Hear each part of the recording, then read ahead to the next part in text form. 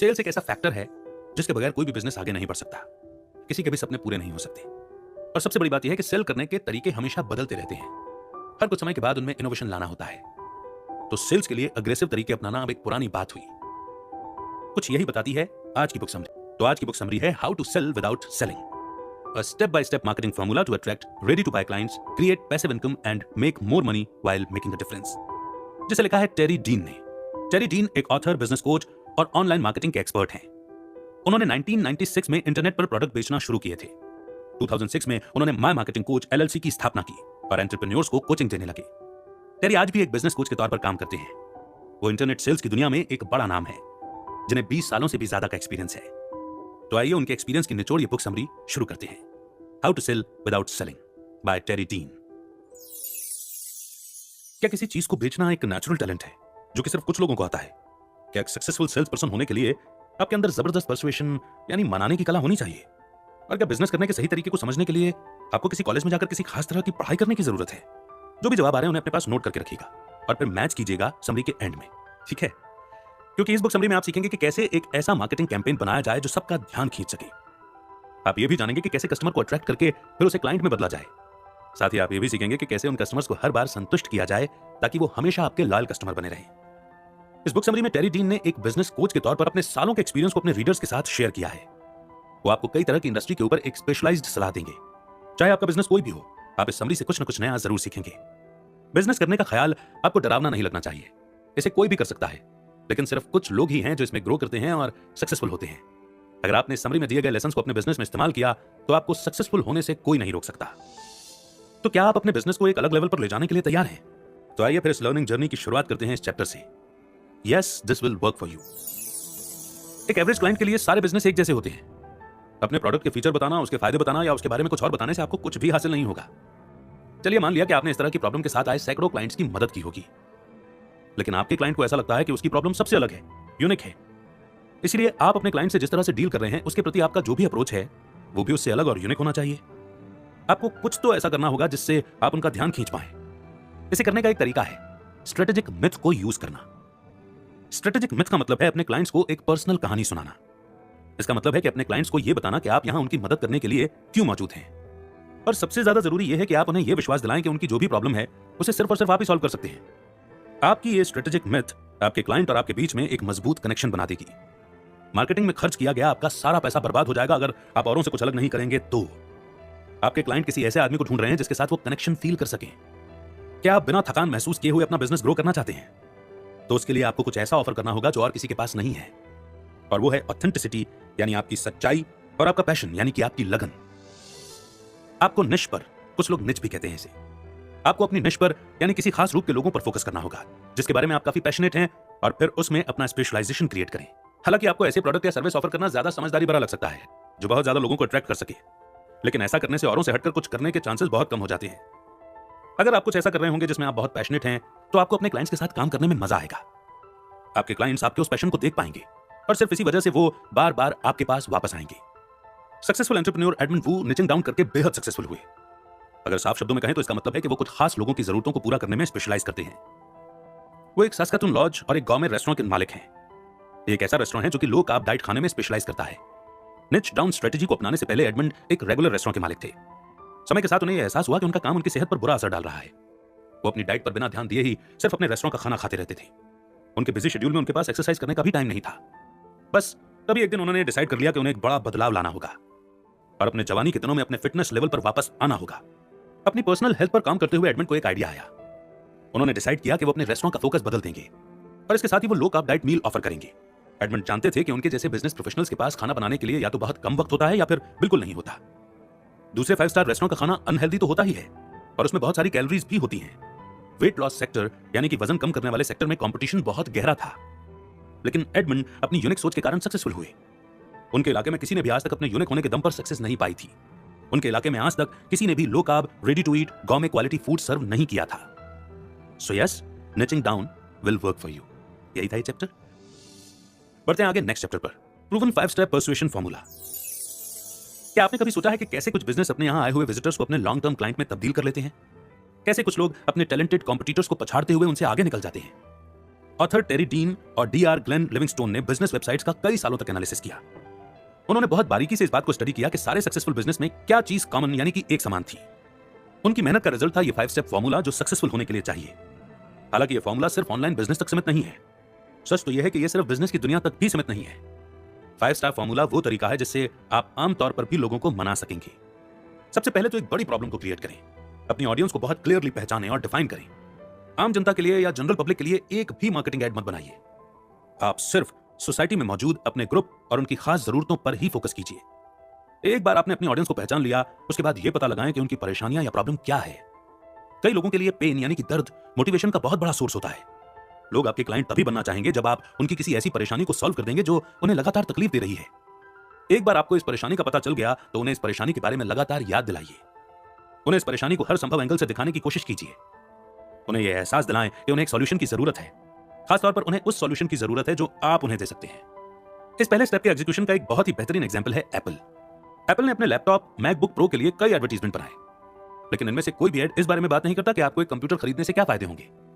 वो ये अच्छी तरह से जानते हैं कि कोई भी पहली बार पीसी इस्तेमाल करने वाला कभी भी मैकबुक नहीं खरीदेगा। बल्कि एप्पल ने यह दिखाया कि कैसे एक पीसी का सॉफ्टवेयर हमेशा उसके हार्डवेयर के साथ ढंग से काम नहीं करता और नतीजतन आपको बार बार उसे रिपेयर कराना पड़ता है। एप्पल इस बारे में बात करता है कि मैकबुक में एक रेगुलर पीसी के बजाय टूल्स का इस्तेमाल करना कितना आसान है। उनका फोकस एकदम क्लियर है और वो ये है कि दूसरे ब्रांड के लैपटॉप इस्तेमाल करते समय उनके टारगेट ऑडियंस को किन परेशानियों का सामना करना पड़ता है। अब जब आपने प्रॉब्लम को क्रिएट कर लिया तो दूसरा स्टेप ये है कि आप एक यूनिक यानी कि सबसे अलग प्रॉमिस कीजिए। आप अपने क्लाइंट की जिस प्रॉब्लम को सॉल्व करने की कोशिश कर रहे हैं उसी प्रॉब्लम के कई सॉल्यूशन आपके कॉम्पिटिटर भी उन्हें दे रहे हैं, और जब ये होता है तब आपका यूनिक प्रॉमिस ही है जो आपको बाकियों से अलग खड़ा करता है। कंज्यूमर इलेक्ट्रॉनिक्स का एक रिटेलर बेस्ट बाय अपने यूनिक प्रॉमिस के लिए जाना जाता है। उनका एक प्रॉमिस है प्राइस मैच गारंटी। ये एक ऐसा यूनिक प्रॉमिस है जहां आप उनके प्राइस को किसी भी लोकल रिटेलर से मैच कर सकते हैं। बेस्ट बाय ने इस पॉलिसी को तब अपनाया था जब वो ऑनलाइन रिटेलर्स के मुकाबले में अपना बिजनेस गंवा रहे थे। उनके लिए यह तरीका काम कर गया। तीसरा स्टेप है कि आप जो भी करें उसका संतुष्ट करने वाला प्रूफ दें। मान लीजिए कि आपने अपने क्लाइंट की एक प्रॉब्लम को पहचान लिया, आपने उन्हें सॉल्यूशन के तौर पर एक यूनिक प्रॉमिस भी कर दिया। अब आपको क्लाइंट के सामने यह साबित करना है कि आप अपने वादे को निभाएंगे, उन्हें पूरा करेंगे। प्रूफ टेस्टिमोनियल के द्वारा दिया जा सकता है। आपका एक्सपीरियंस, आपके सर्टिफिकेट, आपकी क्वालिफिकेशन, ये सब आपकी एबिलिटी के लिए एक प्रूफ की तरह काम करती है। हालांकि आपका सबसे अच्छा प्रूफ है डेमोन्स्ट्रेशन यानी कि सामने करके दिखाना। अगर आप एक प्रोडक्ट बेच रहे हैं तो आप लोगों को फ्री सैंपल दे सकते हैं। अगर आप एक सर्विस प्रोवाइडर हैं तो आप उन्हें कुछ फ्री सेशन का डेमो दे सकते हैं। एक बार क्लाइंट ने यह देख लिया कि आपके प्रॉमिस सच्चे हैं तो वो आपका सामान जरूर खरीदेंगे। चौथा स्टेप है क्लाइंट को एक ऐसा ऑफर देना जिसे वो ना कर ही ना सके। आपके क्लाइंट ये महसूस करना चाहते हैं कि उन्हें एक अमेजिंग डील मिल रही है। अगर आपने उन्हें वो दे दिया तो वो आपसे बार बार खरीदारी करते रहेंगे। डेंटिस्ट आपको अक्सर पहले सेशन पर डिस्काउंट देते हुए दिखेंगे। क्या आपने कभी सोचा है कि वो ऐसा क्यों करते हैं? कोई भी डिस्काउंट एक छोटा नुकसान होता है। अगर आप उनके रेगुलर क्लाइंट बन गए तो वो आपसे आपके पूरे जीवन में कहीं ज्यादा कमाई कर लेंगे। इस ऑफर का मकसद सिर्फ ये है कि वो अपनी पहली सेल को और अपने नए बिजनेस रिलेशनशिप को स्टार्ट कर सके। पांचवा स्टेप है लोगों को वजह देना जिससे वो उसी एक्शन में आ जाएं और फैसला लें। लोगों के सामने जब डेडलाइन होती है तो वो तुरंत एक्शन लेने के लिए ज्यादा मोटिवेटेड होते हैं। अगर आप ये चाहते हैं कि लोग आपके क्लाइंट बनने का डिसीजन लें तो आपको उन्हें थोड़ा सा पुश करना होगा। आपको उन्हें यह बताना होगा कि आपका ये जबरदस्त ऑफर हमेशा के लिए नहीं है। पांचवें स्टेप का इस्तेमाल करने वाली कंपनियों के एग्जाम्पल हमारे चारों ओर भरे पड़े हैं। हर खास हॉलिडे सीजन में या त्योहारों के समय में रिटेलर्स डिस्काउंट देते हैं। जिन कूपन में डेडलाइन होती है कि आपको इसे इस तारीख तक इस्तेमाल कर लेना है, वो ज्यादा रिडीम किए जाते हैं। इन तरीकों को समझने के साथ बढ़ते हैं आगे नेक्स्ट चैप्टर की ओर। How to eliminate sales resistance by not selling. एक सेल्स पर्सन होना मुश्किल काम है। आप अपने कस्टमर्स के लिए उनके हित में जो बेस्ट है वो चाहते हैं, लेकिन आपके कस्टमर आप पर भरोसा नहीं करते। आप उनकी तरह काइंडनेस और पॉजिटिविटी से अप्रोच करते हैं और वो आपको शक की निगाह से देखते हैं। पहली नजर में कोई भी सेल्समैन के शब्दों पर विश्वास नहीं करता, तो आप इस प्रॉब्लम को कैसे सॉल्व करेंगे? इसका जवाब बस यही है कि आप अपने पुराने सेल्स के तरीकों का इस्तेमाल करना बंद कर दें। ज्यादातर सेल्समैन अपने क्लाइंट्स को अग्रेसिव तरीके से अप्रोच करते हैं। वो अपने कस्टमर से पूछते हैं कि उनका प्रोडक्ट नहीं खरीदने के लिए क्लाइंट के पास क्या वजह है। इसके बाद सेल्समैन उन प्रॉब्लम्स को, उन वजहों को सॉल्व करने की कोशिश करता है। इस तरीके का सेल्समैन तर्क से ही कस्टमर पर हावी हो जाता है। वो अपने कस्टमर पर इस तरह का प्रेशर डालता है कि वो यस में यानी कि हाँ में जवाब दे। हालांकि ये तरीका काम करता है, लेकिन इससे आपका क्लाइंट एक हैप्पी क्लाइंट नहीं रह जाता। आपके क्लाइंट को ऐसा लगेगा कि उसे जबरदस्ती सामान थोपा गया है। उन्हें यह महसूस होगा कि आप उनके दुश्मन हैं, पार्टनर नहीं। इससे बेहतर तरीका यह है कि आप अपने कस्टमर को ऐसे अप्रोच करें जैसे कि आप उनके कंसल्टेंट हैं। उनसे ऐसे सवाल पूछें जिससे कि उनकी धीरे धीरे उनकी असली प्रॉब्लम बाहर निकल कर आए। तो उस प्रॉब्लम की वजह से उन्हें क्या क्या दिक्कत हो रही है इस बारे में उनसे डिस्कस करें। क्लाइंट को ऐसा महसूस होने दीजिए कि उस प्रॉब्लम का सॉल्यूशन ढूंढने में उनका भी योगदान है। इस तरीके में बस ये परेशानी है कि आपके क्लाइंट का आप पर भरोसा होना चाहिए। तो आप एक सेल्समैन होते हुए कैसे उनका भरोसा जीतेंगे? यही वो पॉइंट है जहां आपकी स्ट्रेटेजिक मेथड काम आएगी। बहुत ही कम लोग हैं जो कि एक सेल्स पिच को सुनना चाहते हैं। हर कोई एक अच्छी कहानी सुनना चाहता है। आपकी स्ट्रेटेजिक मेथ ये काम करेगी, वो आपके क्लाइंट को आपको सुनने पर मजबूर करेगी। उस वजह से आपके क्लाइंट भी आपको पसंद करेंगे और आपकी इज्जत भी करेंगे। हर स्ट्रेटेजिक मेथ में कुछ जरूरी फीचर होने चाहिए। आपको सबसे पहले अपनी कहानी को इंट्रोड्यूस करना चाहिए और एक सेल्समैन बनने से पहले आपकी जिंदगी के बारे में एक्सप्लेन करना चाहिए। इसके बाद अब अपने क्लाइंट्स को यह बताइए कि वो क्या वजह थी जिसकी वजह से आप इस इंडस्ट्री में आए और उस समय आपके मन में क्या चिंताएं थी। उन्हें जानने दीजिए कि वो कौन सी चीजें थी जिसने आपको इंस्पायर किया, वो कौन से चैलेंजेस थे जो आपने फेस किए। आपकी कहानी सुनने के बाद आपके क्लाइंट आपसे रिलेट कर पाएंगे और आपकी रिस्पेक्ट भी करेंगे। आखिर में आपके कस्टमर्स को अपनी सक्सेस के बारे में बताएं और फिर ये कि कैसे आप उनकी मदद कर सकते हैं। आपकी कहानी खत्म होते ही आपके क्लाइंट आप पर भरोसा करने लगेंगे। एक सेल्स टूल के तौर पर एक कहानी में क्या पावर होती है, इसका सबसे बेहतरीन एग्जांपल है चैरिटी। चैरिटी कोई प्रोडक्ट ऑफर नहीं करती। चैरिटी में पैसे दान करने से किसी को कोई फायदा नहीं होता, लेकिन सबसे सक्सेसफुल चैरिटी लोगों के साथ अपनी कहानियों को शेयर करने से ही फंड जुटाती है। इसका सबसे बेहतरीन एग्जांपल है मेक अ विश अमेरिका। जो मेक अ विश को दूसरों से अलग बनाती है वो है उनकी कहानियां। उनकी वेबसाइट पर उन सारे बच्चों की कहानियां मिल जाएंगी जिनकी इस चैरिटी ऑर्गेनाइजेशन ने मदद की है। वो अपने भविष्य के गोल्स के बारे में बात करते हैं। उनका विजन ये है कि वो हर ऐसे बच्चे को जिसे कोई जानलेवा बीमारी है उसकी एक इच्छा पूरी करेंगे। जब लोग ये देखते हैं कि चैरिटी किस तरह काम कर रही है तो वो मोटिवेट होते हैं इस चैरिटी में अपने पैसे दान करने के लिए। मेक अ विश ने लोगों का ध्यान इस बात से भी खींचा कि उनकी शुरुआत कैसे हुई, उनकी क्या कहानी थी। 1980 में फिनिक्स में एक कम्युनिटी थी जिसने एकजुट होकर क्रिस नाम के एक बच्चे की इच्छा पूरी की थी। वो ब्लड कैंसर के कारण मौत की कगार पर था, मगर वो एक पुलिस ऑफिसर बनना चाहता था। उसका पूरा शहर उसकी इच्छा को पूरा करने के लिए साथ आ गया। आपकी अपनी स्ट्रेटेजिक मेथ के लिए ये बेस्ट फॉर्मेट है। हो सकता है कि आपकी कहानी मेक अ विश जितनी दिल छू लेने वाली ना हो, मगर फिर भी आपकी कहानी आपके क्लाइंट्स को आपसे बेहतर तरीके से रिलेट करने में मदद करेगी। अगली बार जब आप कोई सेल्स करने की कोशिश कर रहे हो तो अपने क्लाइंट्स के साथ बहस मत कीजिए। उनसे पूछने के पहले कि आप उनकी क्या मदद कर सकते हैं, उन्हें अपने बारे में कुछ बताइए। इस रिश्ते के बन जाने के बाद उन्हें कुछ बेचना कहीं ज्यादा आसान हो जाएगा। और स्टोरी टेलिंग की पावर को समझने के बाद बढ़ते हैं आगे इस चैप्टर पर। How to use a free preview to sell without selling. आपकी स्ट्रेटेजिक मेथ और 5 स्टेप फॉर्मूला बेहद कारगर सेल्स टेक्निक है, लेकिन जो लोग आपसे खरीदने से अभी भी हिचक रहे हैं उन्हें मनाने के लिए आप क्या कर सकते हैं। दुनिया में लगभग किसी को भी कन्विंस करने के लिए इकलौता तरीका है फ्री प्रीव्यू। फ्री प्रीव्यू से आपका कस्टमर पहले से यह जान जाएगा कि आप जो बेच रहे हैं उसकी वैल्यू क्या है और वो वाकई में काम की चीज है या नहीं। यह दिखाने का सबसे अच्छा तरीका क्या है, यह डिपेंड करता है कि आप किस तरह का प्रोडक्ट बेच रहे हैं। हालांकि एक अच्छे प्रीव्यू के कुछ जरूरी फीचर होते हैं। फ्री प्रीव्यू को आपके प्रोडक्ट के बारे में क्लियर आइडिया देना चाहिए। फ्री प्रीव्यू अधूरा यानी कि इनकम्प्लीट लगना चाहिए। अब इसका क्या मतलब हुआ, चलिए एक आइसक्रीम की शॉप का एग्जांपल लेते हैं। ज्यादातर आइसक्रीम शॉप आपको किसी भी फ्लेवर का एक फ्री सैंपल देते हैं। हालांकि एक सैंपल कभी भी उतना बड़ा नहीं होता कि आपकी क्रेविंग को पूरी तरह से सेटिस्फाई कर सके, लेकिन इससे कस्टमर को पता जरूर चल जाता है कि उसे फ्लेवर पसंद आया या नहीं। अगर आपको वो फ्लेवर पसंद आया तो आप उसका एक बड़ा टब खरीद सकते हैं। बस यही प्रिंसिपल अपने प्रोडक्ट के साथ भी इस्तेमाल कीजिए। आप अपने क्लाइंट को क्या ऑफर कर रहे हैं उसका एक छोटा सा टेस्ट उन्हें करवा दीजिए, लेकिन फ्री में उनकी प्रॉब्लम का पूरा सोल्यूशन मत दीजिए। अब आप सोचेंगे कि एक लॉयर या एक अकाउंटेंट फ्री प्रीव्यू कैसे देगा। ऐसा करने का एक तरीका तो यह है कि आप एक काम की लेकिन अधूरी सर्विस अपने क्लाइंट को दीजिए। आप अपने क्लाइंट को उसकी प्रॉब्लम सॉल्व करने का पहला स्टेप बताइए। बाकी के स्टेप्स वो तभी ले सकता है जब वो आपकी सर्विस को हायर करेगा। इस तरीके से आप उसे अपनी काबिलियत दिखा पाएंगे। आप उन्हें बता पाएंगे कि आप उनकी मदद कर सकते हैं, लेकिन इसके लिए उन्हें पहले आपको हायर करना होगा। एक लॉयर का एग्जांपल लेते हैं। वो आपके केस से जुड़ी कोई भी लीगल एडवाइस आपको मुफ्त में नहीं देंगे, लेकिन हाँ, एक लॉयर आपको शुरुआती लीगल प्रोसीजर के बारे में बता सकता है। वो लोगों को क्लियरली इस बारे में एजुकेट कर सकता है कि उन्हें सबसे पहले क्या करने की जरूरत है। इस तरह लॉयर पहले क्लाइंट का भरोसा जीतते हैं और इसकी संभावना बहुत ज्यादा बढ़ जाती है कि उन्हें हायर भी कर लिया जाए। एक ऑनलाइन स्टोर फ्री प्रीव्यू कैसे देगी। आखिर आप ऑनलाइन फ्री प्रीव्यू कैसे दे सकते हैं। इंटरनेट से तो लाइव डेमोन्स्ट्रेशन नामुमकिन है। अब यहां वीडियो का इस्तेमाल करने की जरूरत है। आपकी डेमोन्स्ट्रेशन ऐसी होनी चाहिए कि वो कस्टमर का ध्यान अपनी तरफ खींचे। आपको अपने प्रोडक्ट की सारी खूबियां बतानी होंगी। इसका एक बहुत ही अच्छा एग्जांपल है ब्लेंडर बेचने वाली कंपनी ब्लेंडटेक। उन्होंने अपनी वेबसाइट पर लगभग हर चीज का एक ब्लेंड यानी कि मिक्सचर बना रखा था। जैसे एक वीडियो में एक गोल्फ बॉल को ब्लेंड करते हुए दिखाते हैं, दूसरे वीडियो में आईफोन और आईपैड को ब्लेंड करते हुए दिखाते हैं, यहां तक कि उन्होंने बेसबॉल और स्केलेटन और गार्डन में लगे पाइप्स को भी ब्लेंड करके रखा है। क्या कोई एक स्केलेटन यानी हड्डियों के ढांचे को भी ब्लेंड करना चाहेगा? नहीं ना। लेकिन ब्लेंडटेक कंपनी का यह वीडियो इंटरनेट पर वायरल सेंसेशन बन गया। इस कैंपेन की वजह से उनके ब्लेंडर्स की सेल्स में बहुत भारी उछाल हुआ। यहां तक कि इसके बाद ब्लेंडटेक ने विल इट ब्लेंड यानी कि क्या ये ब्लेंड होगा इस नाम से सामान बेचना शुरू कर दिया। क्या इस कैंपेन में हमें ब्लेंडर का एक प्रीव्यू मिला? हाँ, हमें वो मिला। एक ऐसा ब्लेंडर जो एक गोल्फ बॉल को ब्लेंड कर सकता है। वो यकीनन किसी भी खाने के आइटम को ब्लेंड कर ही देगा। कभी कभी आपके प्रोडक्ट का इफेक्ट दिखाई नहीं देता। 1990 में इस मुद्दे को ब्लू ब्लॉकर सनग्लासेस ने वीडियो कैंपेन में उठाया था।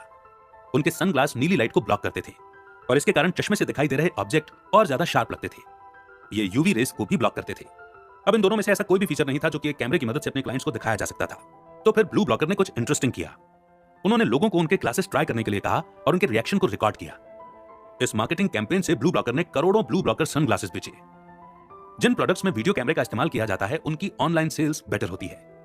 अपने वीडियो को इन्फॉर्मेटिव बनाइए लेकिन उन्हें एंटरटेनिंग भी बनाए रखिए। तो इस चैप्टर को कवर करने के बाद बढ़ते हैं आगे नेक्स्ट चैप्टर की ओर। How to reach millions of potential clients by tapping into other people's audience, connections and influence. एक बिजनेस ओनर के रूप में क्या आप सोशल मीडिया का इस्तेमाल सही ढंग से कर रहे हैं? क्या आपको सैकड़ों व्यूज तो मिल रहे हैं लेकिन क्लाइंट्स नहीं मिल रहे? क्या आपने कभी सच में एनालाइज किया है कि फेसबुक ऐड कैसे काम करते हैं? सोशल मीडिया ने मार्केटिंग इंडस्ट्री को बहुत ज्यादा बदल दिया है। आज आप लाखों करोड़ों लोगों तक बहुत कम कॉस्ट में पहुंच सकते हैं। फेसबुक एग्जांपल लीजिए। वो हर ऐड को एक स्कोर देते हैं। अगर लोग आपके ऐड को लाइक, कमेंट या शेयर कर रहे हैं तो आपका स्कोर बढ़ जाता है। अगर लोग आपके ऐड को हाइड कर रहे हैं या नजरअंदाज कर रहे हैं तो आपका स्कोर कम हो जाता है। हाई स्कोर होना क्यों जरूरी है? जब आपका स्कोर ज्यादा होता है तो फेसबुक आपको कम दाम में एडवर्टाइज करने देता है। दूसरे शब्दों में कहें तो फेसबुक आपको अपने प्लेटफॉर्म पर एडवर्टाइज करने के लिए डिस्काउंट देता है। तो फिर हाई स्कोर कैसे पाया जाए?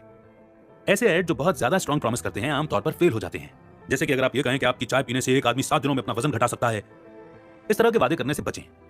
ऐसे ऐड जो यूजर को कोई वैल्यूएबल सलाह दे रहे हैं वो अच्छा परफॉर्म करते हैं। एग्जाम्पल के तौर पर गोल्फ सिखाने वाला कोच अपना एक छोटा सा ट्यूटोरियल शेयर कर सकता है। इससे लोग कुछ नया सीखेंगे और उस वीडियो को शेयर करेंगे। जैसा कि आपने समरी में पहले भी जाना कि कहानियां हमेशा काम करती हैं। ऐसे ऐड जो अपने पिछले कस्टमर की कहानियों को शेयर करते हैं उन्हें भी बहुत हाई स्कोर मिलता है। आप अपनी स्ट्रेटेजिक मेथड का इस्तेमाल करके भी अपना ऐड बना सकते हैं।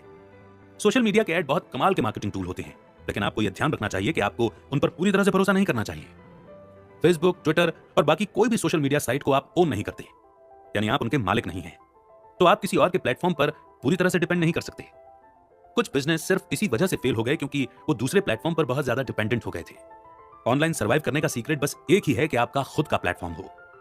किसी ब्लॉग को पब्लिश करने वाले सिस्टम जैसे कि वर्डप्रेस से एक वेबसाइट बनाइए जो कि आपकी खुद की हो। साथ ही अपने क्लाइंट से सीधे कनेक्ट करने के लिए एक ईमेल लिस्ट भी मेंटेन कीजिए। सोशल मीडिया यूजर्स अपने प्लेटफॉर्म से आपका सारा कंटेंट आसानी से हटा सकते हैं, लेकिन आपके ब्लॉग और आपकी ईमेल लिस्ट को कोई भी हाथ नहीं लगा सकता। अपना सारा कंटेंट अपने ब्लॉग पर डालिए और अपने ब्लॉग को सोशल मीडिया का इस्तेमाल करके प्रमोट कीजिए। बिल्कुल नए सिरे से शुरुआत करके अपनी ऑडियंस को खड़ा करना काफी मुश्किल हो सकता है। आप सालों तक अपनी एक छोटी सी ऑडियंस के लिए हाई क्वालिटी का कंटेंट बनाने में उलझे रह सकते हैं। अगर आपको जल्दी तरक्की करनी है तो आपको मदद की जरूरत पड़ेगी। ऐसे हजारों लोग हैं जिनकी बहुत ज्यादा फॉलोइंग है, जैसे social media influencers, blog owners या पॉडकास्ट होस्ट। इन सबके पास बहुत बड़ी ऑडियंस है जिन तक आप पहुंच सकते हैं। आपका गोल होना चाहिए कि आप एक ऐसे हाई ट्रैफिक वाले ब्लॉग को चुनें जो कि दूसरे लोगों को भी पोस्ट करने की परमिशन देता हो। यहां ट्रैफिक का मतलब है उस ब्लॉग के व्यूज, कमेंट्स और शेयर से। जब आप किसी और के ब्लॉग पर अपना कंटेंट पोस्ट कर रहे हैं तो आपको कुछ वैल्यूएबल ऑफर करना होगा। ये पक्का करें कि आप कुछ ऐसा ही कंटेंट पोस्ट कर रहे हैं जिसे लोग देखना चाहते हैं। ये इसलिए जरूरी है क्योंकि ब्लॉग के ओनर को आपका कंटेंट होस्ट करने के लिए कोई वजह चाहिए। ब्लॉग ओनर के साथ हमेशा पोलाइट रहिए। रिक्वेस्ट करने से पहले उन्हें अच्छी तरह से जानने की कोशिश कीजिए। सोशल मीडिया पर आपके आइडियल पार्टनर हैं इन्फ्लुएंसर्स। इन्फ्लुएंसर्स वो लोग होते हैं जिनके बहुत ज्यादा फॉलोअर होते हैं। जब आप इन्फ्लुएंसर्स को चुनते हैं तो इस बात का ध्यान जरूर रखें कि उनकी ऑडियंस आपके काम की है और आपके प्रोडक्ट से कहीं ना कहीं रिलेट करती है। क्या आप बुजुर्गों के लिए कोई हेल्थ प्रोग्राम ऑफर कर रहे हैं? तो ऐसे में इंस्टाग्राम के टीनेज मॉडल आपके लिए सही इन्फ्लुएंसर नहीं है। जब आप सही इन्फ्लुएंसर्स को चुन लेंगे उसके बाद उनसे कनेक्शन बनाइए, उनके कंटेंट की तारीफ कीजिए, उन्हें यह बताइए कि कैसे उनके कंटेंट ने आपको इन्फ्लुएंस किया है। किसी भी इन्फ्लुएंसर को अपने पहले मैसेज में हेल्प करने के लिए मत पूछिए, पहले कनेक्शन बनाने के बारे में फोकस कीजिए। इससे आपके उनके साथ कोलैबोरेट करने के चांसेस बढ़ेंगे। मार्केटिंग की दुनिया में इंटरनेट क्रांतिकारी बदलाव लेकर आया है। आज जमाना बिल्कुल बदल गया है। आज आप आसानी से अपने क्लाइंट्स को ढूंढ सकते हैं। ऐसे लोगों के साथ पार्टनरशिप कीजिए जिनकी ऑडियंस बहुत बड़ी है। ऐसा कंटेंट बनाइए जिसे वो ऑडियंस एप्रिशिएट करे। इससे आपकी सेल्स यकीनन बढ़ेगी। और अब कंक्लूजन, यानी कि ऊपर हमने जो कुछ भी पढ़ा और सुना उनके की टेकअवेज को रिवाइज करने का समय। तो पहले आपने हाई क्वालिटी क्लाइंट्स को अपने बिजनेस की तरफ अट्रैक्ट करने के लिए एक यूनिक अप्रोच सीखी। अपने कॉम्पिटिटर से अलग बनने के लिए स्ट्रेटेजिक मेथड का इस्तेमाल करें। स्ट्रेटेजिक मेथड आपकी वो पर्सनल कहानी है जो ये बताती है कि आप इस प्रोफेशन में कैसे आए। ये आपके और आपके क्लाइंट्स के बीच में एक रिश्ता क्रिएट करती है। इसके बाद आपने परसुएशन का 5 स्टॉप फार्मूला सीखा। दशकों की रिसर्च के बाद इस तरीके को डिस्कवर किया गया। पहला, क्लाइंट की डेस्परेट प्रॉब्लम को पहचानें। दूसरा, उन्हें जो चाहिए आप उन्हें वो देंगे, इसके लिए यूनिक प्रॉमिस कीजिए। तीसरा, आप उन्हें ऐसे प्रूफ दीजिए जो उन्हें कन्विंस कर दें कि उन्हें क्यों आपको ही चुनना चाहिए। चौथा, उन्हें एक ऐसा ऑफर दीजिए जिसे वो मना न कर पाए। पांचवा, उन्हें उसी समय एक्शन लेने के लिए कोई वजह दीजिए। इसके बाद आपने एक फ्री प्रीव्यू देने की इंपॉर्टेंस को समझा। आपने सीखा कि आप अपने क्लाइंट्स को जो कुछ भी बेच रहे हैं वो उनके बहुत काम का है। इसे कैसे साबित करें। इसके बाद आपने सोशल मीडिया मार्केटिंग के बारे में जाना। आपने सीखा कि इंटरनेट के जरिए एक बड़ी ऑडियंस तक कैसे पहुंचना है और उन तक पहुंचने के लिए किन बातों का ध्यान रखना है, इन्फ्लुएंसर से कैसे कनेक्ट करना है और उनके प्लेटफॉर्म को कैसे इस्तेमाल करना है। हो सकता है आप एक ऐसे पॉइंट पर हो जहां आप अपनी जॉब से नफरत कर रहे हो सकता है कि आपको लग रहा हो कि आप मार्केटिंग में बहुत बेकार हैं, लेकिन आर्ट ऑफ सेलिंग यानी बेचने की कला सिर्फ कुछ छोटे छोटे स्टेप्स लेने के बारे में है। अपने क्लाइंट्स के बेस्ट हित में सोचिए, बड़े सपने देखिए और अपने सपनों को पूरा करने के बारे में सोचिए और उन सपनों को पूरा करने के लिए कड़ी मेहनत कीजिए। आपने जो कुछ भी सीखा है, अगर आप उसे याद रखेंगे और इन तरीकों को अपनाएंगे तो आपका बिजनेस यकीनन दिन दुनी रात चौगनी तरक्की करेगा। Best wishes. सेलिंग प्रोसेस को समराइज करते हुए और बहुत इजी बनाते हुए, सारे इंपॉर्टेंट पॉइंट्स को, फैक्टर्स को समझाते हुए ये बुक समरी अब यहीं पर समाप्त होती है। अब जरा उन सवालों के जवाबों को मैच कीजिए जो शुरू में आपसे पूछे थे। सारे जवाब बदल गए ना? तो क्रक्स क्या निकला? Selling without being salesy is possible, है ना?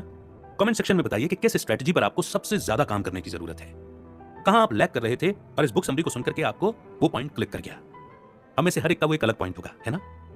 आइए उसकी एक लिस्ट बनाते हैं ताकि उस पर काम करना हमेशा याद रहे और कोई भी पॉइंट आपसे मिस ना हो।